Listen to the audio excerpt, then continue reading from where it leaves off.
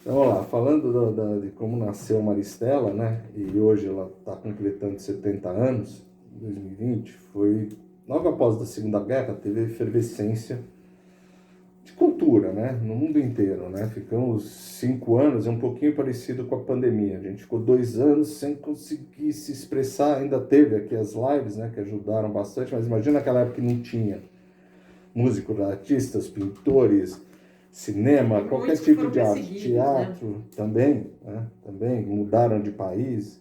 Então existia essa efervescência. Na época o Marinho ele foi morar na Itália, porque a esposa dele era pintora. E lá ele conheceu Rossini, De Sica, conheceu o pessoal do cinema e falou: puxa, esse modelo de cinema funciona no Brasil. Eu acho que eu vou implementar no Brasil.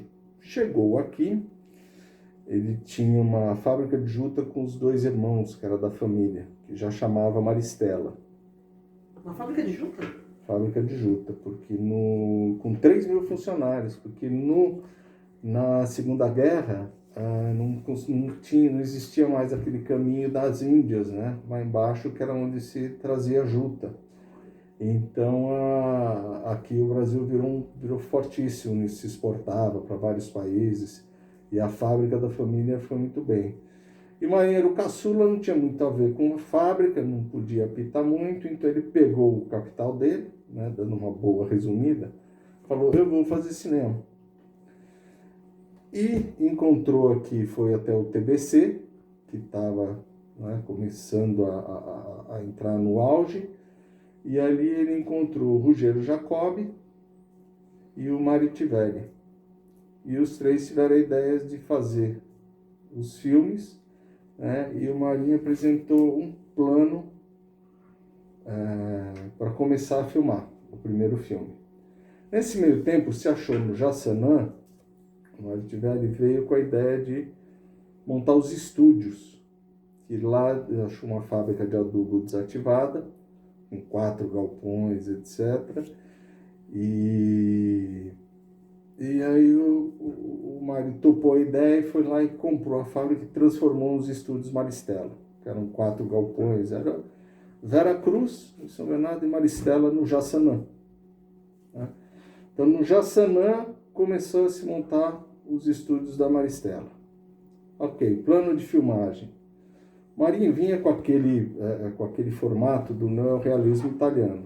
E sabendo, né, o que ele ia fazer. Então muitos falavam: é um sonho. Não, não era um sonho. Ele sabia muito bem o que ele falava. Os filmes aqui no mercado brasileiro, no máximo, vão se pagar. É como hoje, né? No máximo vão se pagar, e a gente precisa fazer isso para o mercado mundial, precisa vender lá fora, né? Precisa vender isso para outros países. Então, os filmes não podiam ser muito ter a personalidade só do país. Porque você tinha chanchada, era só para o Brasil. É como hoje comédia. Comédia é só para o brasileiro. Você não pode levar para fora, não entende, né? Sim. A nossa comédia aqui. Tem muita piada interna mesmo, é? Então são a mesma coisa. Então daí ele passou. O primeiro filme, Presença de Anitta, baseado no romance Mário Nonato. O segundo filme, Suzane Presidente, também baseado numa obra. Comprador de Fazendas, baseado em Monteiro Lobato. Com isso, como ele achava que a cultura literária no Brasil era muito rica, ele achava que os filmes baseados nessa obra poderiam ter uma aceitação maior lá fora, e o plano era fazer 3 filmes, 2 a 3 filmes por ano, e o resto alugar para o mercado independente. Então assim nasceu a Cinematográfica Maristela. Não vamos ficar fazendo filme para suprir mercado, porque é muita coisa, e o mercado independente não tem ninguém para alugar material, alugar estúdio para fazer. Porque você só tinha a Vera Cruz, que era outro projeto, né? A Vera Cruz, ela queria fazer projetos para vender para o exterior, né? Competir com Hollywood, queria virar uma indústria. E a Maristela estava ciente que não era isso. Então os filmes tinham que custar até $100 mil para poder fazer um lucro, né, de 150 a 200 mil dólares no mercado mundial. Estamos falando numa época que não existia televisão, né? Lembrando bem disso. Então, era muito fácil a matemática. Então, vamos sair com esses filmes debaixo do braço para a Itália, para a Espanha, para a França, E a coisa andou bem, né? Nos 3 primeiros anos, equilibradas, né? Para recuperar estúdio, mas o capital do estúdio estava ali, não se perdia, né? Então era uma coisa que, assim, a depreciação era muito baixa, né? Ao contrário, o Jaçanã, escolheu-se até o Jaçanã, né? Apareceu ali porque era um bairro meio... uma imagem meio negra, porque tinha lá o hospital da lepra, né, o hospital da peste, então ninguém gostava muito, é um lugar com medo e tal, e isso deu uma revitalizada de Jaçanã. Que legal.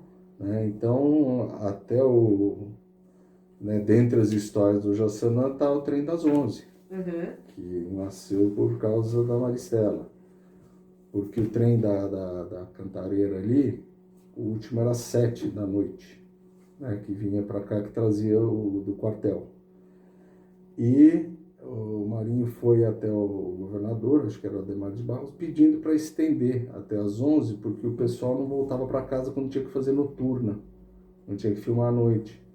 Então ele pediu para deixar ali, né, conseguiu um horário extra, e só que dava na mesma. Os caras foram no bar enchendo a cara, era desculpa que não podia pegar o trem. Então falando, a filmagem foi até 2 da manhã, não deu pegar o trem das 11. Então daí que veio essa história do Trem das 11 também. Que inclusive tem muita... Tem, o Adoniran fez 3 filmes da Maristela, né? Demônios da Garoa também participou de alguns filmes. Então toda essa parte tinha gente que passava, né, o dia na porta esperando a oportunidade. Aí, opa, vai filmar? Precisa de figurante? Pum, aparecia. Muita gente se empregou ali do bairro. Uhum. Figurinista. Era uma coisa assim que trouxe um pouco de glamour para o bairro e uma atividade de emprego. Né? Então foi muito bem visto. E foi bem até 1959. Alguns produtores independentes filmaram lá grandes obras, né? Você tem o Rio 40 Graus, foi com a ajuda do Marinho, que fez o financiamento. O Roberto Santos, né? O grande momento, o Roberto Santos foi filmado nos estúdios da Maristela. E até mesmo depois que a Maristela acabou, o São Paulo S.A. do Persson foi filmado com equipamentos da Maristela. Então, aquilo que a gente fala, a Maristela acabou, mas ainda perdurou, né, com os equipamentos e com os estúdios durante muitos anos. Ela terminou em 59 a produtora, então. A produtora, né, a parte de produção, ela produziu internamente 20 filmes, né, mais coprodução, mais locação de equipamentos, mais de 70 produções que a Maristela participou indiretamente, que era um volume muito grande, né, na época.